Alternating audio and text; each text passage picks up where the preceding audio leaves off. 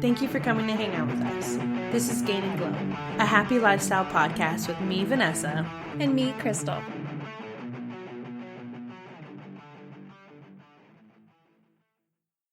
Oh, hi. Hi.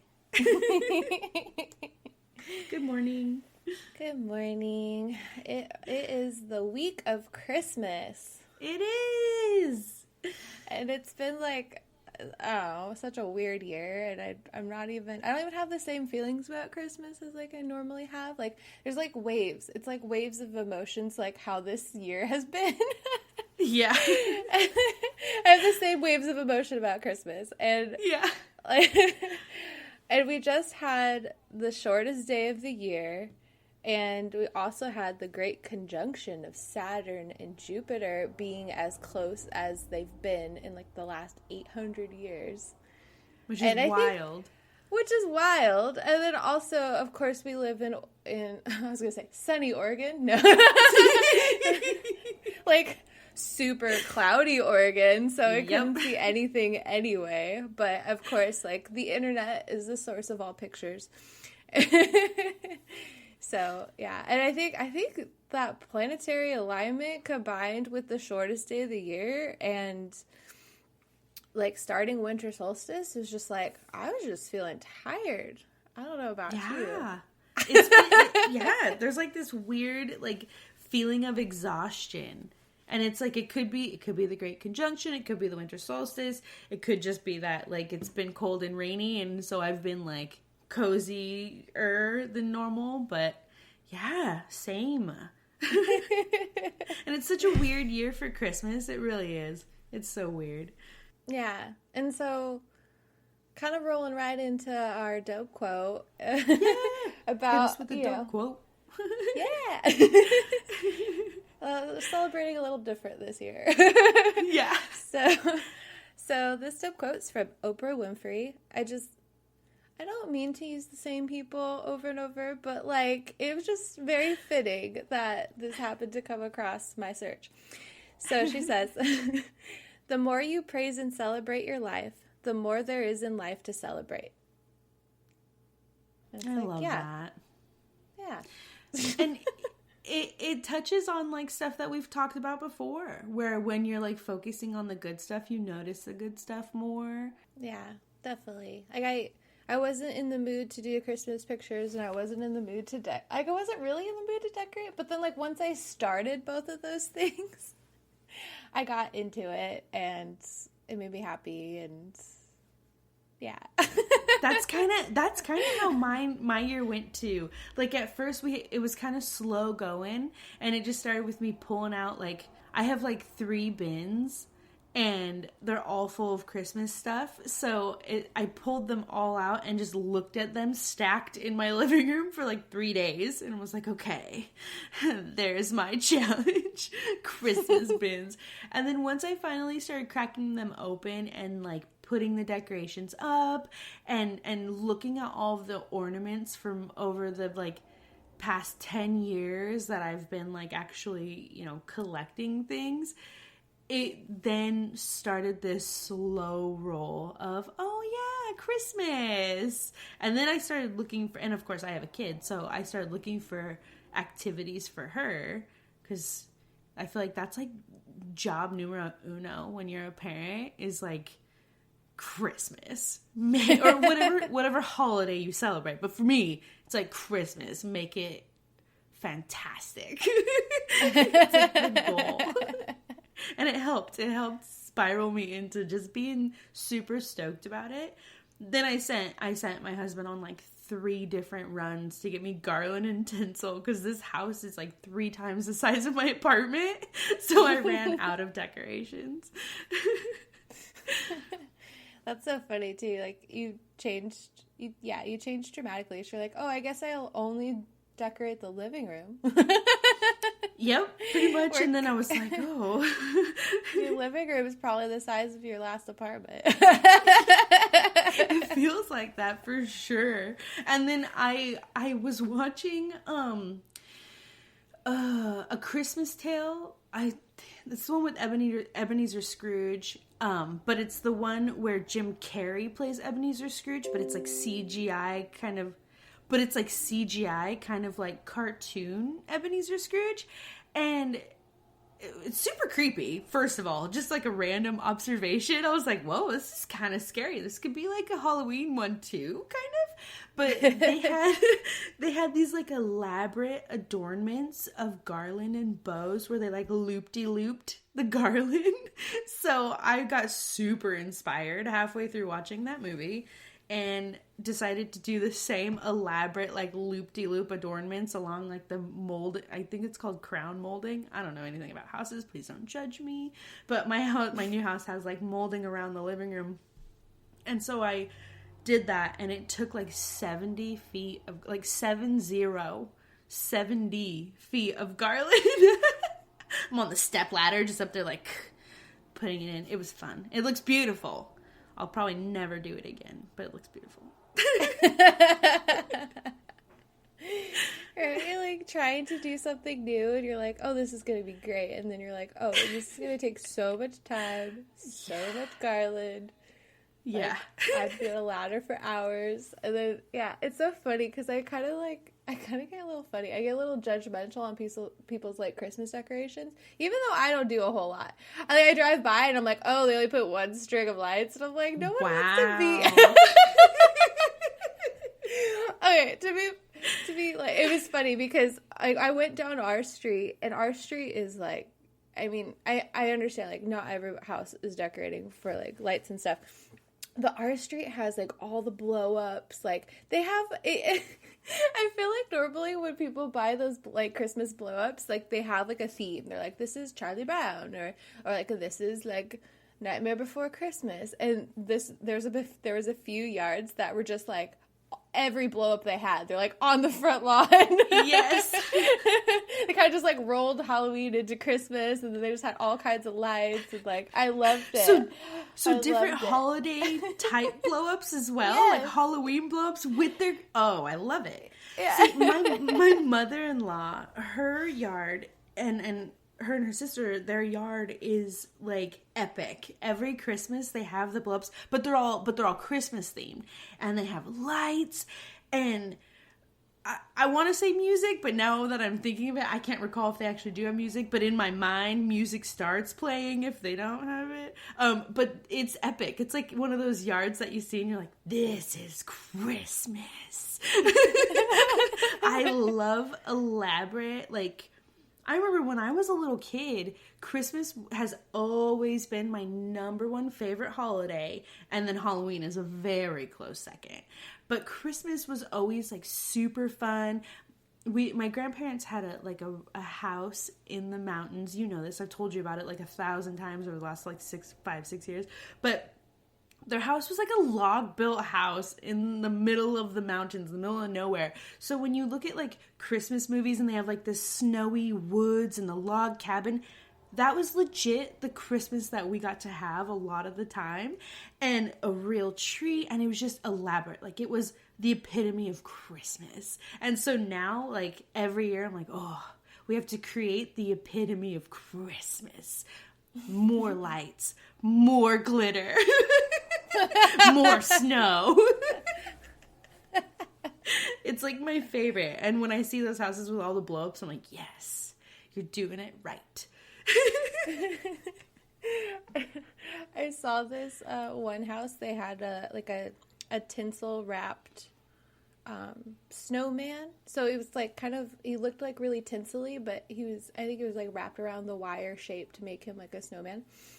And he was just face planted on the lawn, and all the other decorations were up. And I was like, this is a 2020 decoration.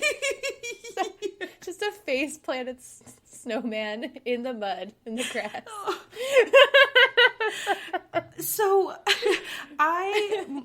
me and my kiddo painted these little wooden signs. Like, one says Merry and Bright and one says Peace on Earth.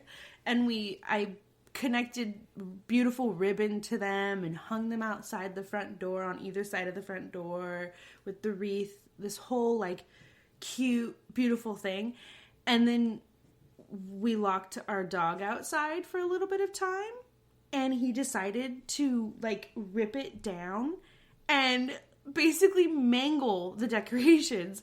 And my husband tried so hard to put them back up, but one of them, like, the string is only connected on one side now, so he had to hang it on the hook with the words, like, it's like hollow curly Q wooden words. I don't know how to describe this, but it was just hanging all cattywampus with the string just, like, flapping, ripped off, and it was slightly chewed on one side, and I was like, and it's the one that says Merry and Bright, and I'm like, that's so 2020, and I just left it. It's just hanging. This is fine. Everything's fine. We're holding it together. We're doing the best that we can.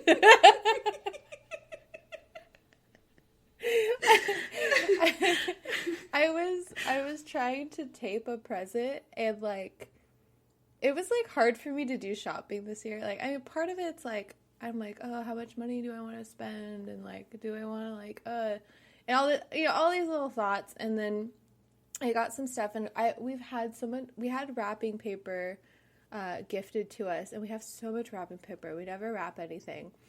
And and then we're like, oh, we'll just leave it in the box. Like, no, we need to wrap it. And then I go to wrap it, and I pull a piece of tape, and it was the last piece of tape, and half of it wasn't sticky. And I was like, what?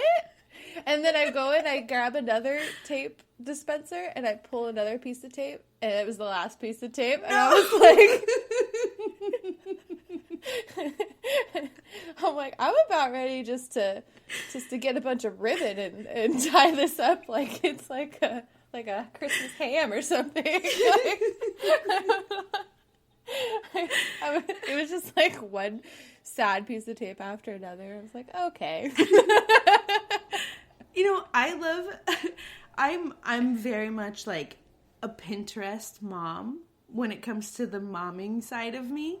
And of course, Christmas, a huge part of Christmas is the momming side of me. Like, so when it comes to wrapping presents, I sometimes will find these Pinterest, like, themes. So, not last year, I think it was the year before, I found the brown paper pretty ribbon theme, where it was like all of the presents under the tree were wrapped in just plain brown paper with like a beautiful decorated, thing on the front or something. So immediately I was like, I'm doing that. And I pulled out all of my stamps, because I have stamps, like a lot of them.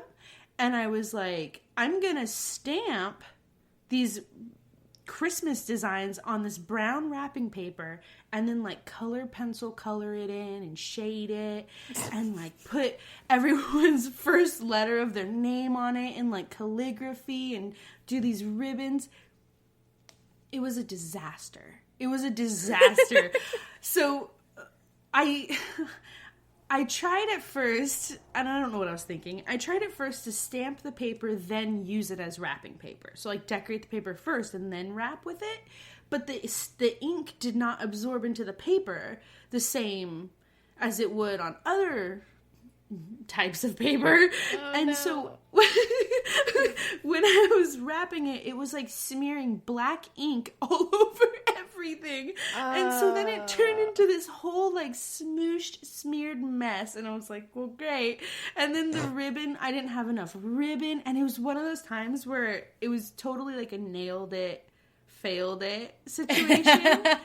And let's just say I did not nail it. Yeah. So 3 presents were wrapped beautifully because I switched directions, decided we're going to wrap first, decorate second. Then I ran out of paper. So I was like, well, all right, Christmas Eve, I'm heading to the Dollar Tree, buying paper. Oh, I made a valiant effort, but it didn't work out. So this year, I ordered paper to be delivered via Target. Thank you. Target delivery same day. I'm like, I'm prepped. We're not DIYing anything. This year has been hard enough. We're just going to do traditional. What do you got? Snowmen? Perfect. Nope, no more snowmen. Snowflakes. Perfecter. Great. Wonderful. Order tape. Brand new rolls of tape. All right. Won't run out of tape. Proactive. That's smart. You're planning for success over there. Yes. Oh, man. And then we didn't... I don't even know how the month got ahead of me the way that it did, but usually I have a Christmas tree, and I always do a real Christmas tree. I love real Christmas trees. And I usually have one by the 1st of December, and I full on didn't have one until like a week ago. If that. Like it was like the 17th, I think, when we finally got a tree. But we finally put up our Christmas tree, and it like fully solidified Christmas for me. I was like smelling the pine, and then we had presents from other people come in for my daughter, so I was like, oh my god, we have presents to go under the Christmas tree. It looks like Christmas. Aww. Oh, I love the smell of a fresh tree. We have like a short, 2-3 footer fake tree that we got, and it kind of works out because there used to be a cat living here, and then we also like I have a dog, and then I call him baby roommate, my little nephew. Yep. And this is the first year that he's almost 3, and so he's like old enough to like hang ornaments, kind of. Like he just kind of puts his hand with the ornament against the tree and it's like, done. Plastic ornaments only. Yeah, he's a big helper. And then, but yeah, speaking of glitter, we were all trying to make sure he didn't wipe his face with his little hands because everything was glitter. Like, all the ornaments were glitter. If they weren't glitter, they had been touching other ornaments that were, like, It was just so much glitter. I was like, oh. But, I love glitter. I think it's so fun. But, yeah, I mean, once it's out there, it's like, you can't get rid of it. It's universal. Everyone knows that. Like, we all know. We all have this weird relationship with glitter in some kind of way. Which I learned, yeah, my relationship with glitter is complicated. It's complicated. Actually, no, my relationship is very clear. I love it. I love it. I can't get enough. It's very clear. Everyone else in my household, meh. It's complicated. But I learned a fun fact about glitter. Fun fact. And obviously, it could be a theory. Like, this is something that someone else said that they have proven. But apparently, humans are attracted towards glitter because, like, instinctually, back in the way, way, way back days, when we were looking for water, the sight of water was, like, glistening against the sun. So that shiny, glistening view was water. It was like a life source. So now, instinctually, we love the shiny. We're attracted to, like, shiny things because of that instinct to look for water. That's cool. So, yeah. I buy it. I believe it. Right? I like glitter so much. I'm thirsty. I read that factoid. I love when the sun hits, like, rippling water and it just sparkles. Mm-hmm. It's beautiful. I love that. Mm-hmm. I have a personal theory where I think that one who is not, like, scientifically minded way back when, before we really understood science and the way the world worked, I think one could assume that would be like magic. Like, it just looks like something that I would, like, if I had a, I'm talking like caveman brain, like, not obviously just like nowadays, but if you saw that back in the day, it's like you could see that as being like magic, just glistening out of nowhere with no understanding of what it is or light refraction and all of that. I think of glitter, I think of magicians and, like, when they do their little poofs of smoke and then there's always glitter and it's like magic. Yeah. And I feel like that's there. I think that Christmas is one of my favorite times because there is, like, that little sense of magic. Like, obviously when we're kids and we learn about Santa and things like that, it's always magic. And then like glitter and all that stuff, it's just like magical. And then the smells, like pine and chocolate and cinnamon, all of those things are just like warm and comforting, and I don't know, I love it. I love Christmas. Even a weird one like this. And kind of like tying back to our dope quote, this Christmas, even though it's weird and I've struggled to like try to figure out how to celebrate it appropriately and navigate the lines of COVID and everyone's different kind of comfortabilities with COVID and stuff, it's made me appreciate a lot more of like the things that I have control over. And this year is one of the first years where my kid is actually in a, like, she's like smart enough and like old enough now to want to start traditions, like, and bring ideas to the table. And we're very like open with communication in our home. Like, I'm always asking her for her opinion and things like that. And this year's one of the first years where she's really started to bring ideas to the table of different traditions we can do and start as a family. And this is one of those years where all of the outside noise kind of got stifled, it just happened to be stifled. There wasn't all of these work Christmas parties to think about, or school bazaars or fundraisers. You know, all of that other stuff just kind of like hushed a little bit. And then the inside stuff has been more amplified. And it's been really, really kind of nice and comforting, especially after this year. Like, my childhood home that we spent most of those, like, my favorite Christmases in, it was taken by the fires. So that's, you know, that kind of like loss of like home is something that I've grieved, and people throughout my family have grieved. But then it created like this like happiness to have this new little home that we just got this year, and it was just the perfect time. It just worked out so perfectly. And we started traditions. Like, we made those, do you remember those cinnamon ornaments that you make in grade school and then they dry overnight and then you get to paint them the next day? Did you ever do that? Yeah. So we did that here at home. And so we had we made 28 or something crazy. We made too many. I should have, I didn't even think about the dough. Obviously, I found on Pinterest. It was to make a bunch for a bunch of people. So we had a lot of them. I'll be getting an ornament this Christmas. You may be getting an ornament. And it took us a week to paint them. And then I'm not even exaggerating or kidding you, I literally hung up the last of them yesterday. I had 5 more that I had to put strings through. Oh man. But it was one of those smells where I smelt it and it immediately took me back to grade school, Christmas plays, the epitome of Christmas. And it was fun. And then my kiddo was like, we should do this every year. Every year we should make ornaments. And I was like, absolutely. We have so many for our own tree, we should probably give them all away from here on out. Or slice that recipe down a few notches. Yeah. But it was so fun. And this year it teaches you something when you have everything else kind of pulled away. You really have to focus on what you do have.